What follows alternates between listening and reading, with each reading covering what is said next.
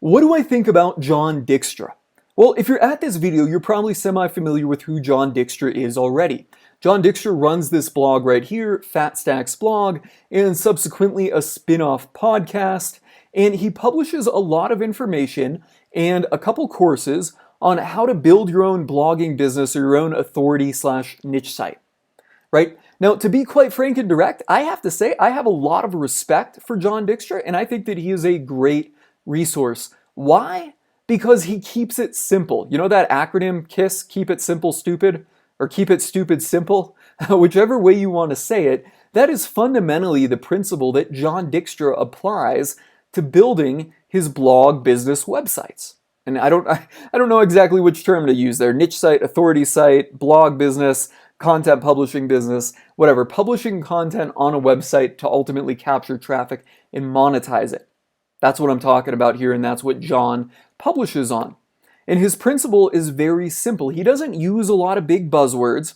He doesn't look into the nitty-gritty data, and I think that is incredibly important because number one, buzzwords are really just things to overhype things that really don't need that much hype or that could be broken down into simple terms. And number two, when it comes to building a content-based website and driving traffic organically, there's actually very little data that you can rely on. I know that a lot of people like to get into data and, kind of make all of these charts and break things down and yada, yada, yada. But the thing is when we're talking about organic traffic, we cannot control anything. There cannot be a control and a variant. Why? Because we don't know exactly what Google is doing on the back end. We don't know how it works.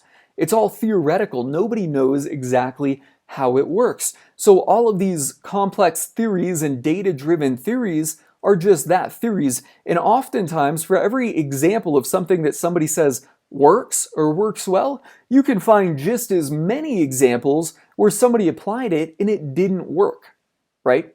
So how John operates, and my take on it, is that he operates by following basic high-level principles that we know, when stuck to consistently and persistently over time, tend to work, right? And that is really simple. I mean, you can kind of break this whole thing down and you can see what else I publish, and you can kind of break it down to this whole thing of publish high-quality topics or high-quality content on topics that get search volume. And when you do that, when you stick to it over time, you will ultimately capture search traffic, and then subsequently make sure that you have a good user experience and always do what is right for the users. Those fundamental those fundamental principles are something that I can see driving all of the things that John does in that he publishes on.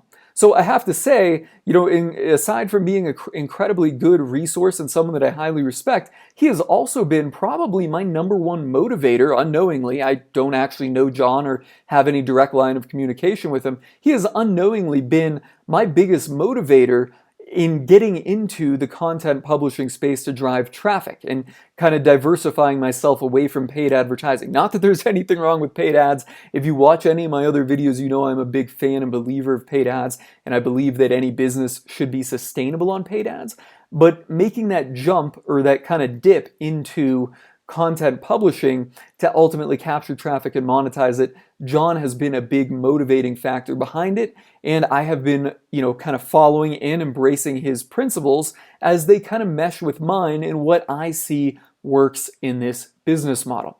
So that's what I think about John Dykstra. What do you guys think about John Dykstra? Let me know in the comments below.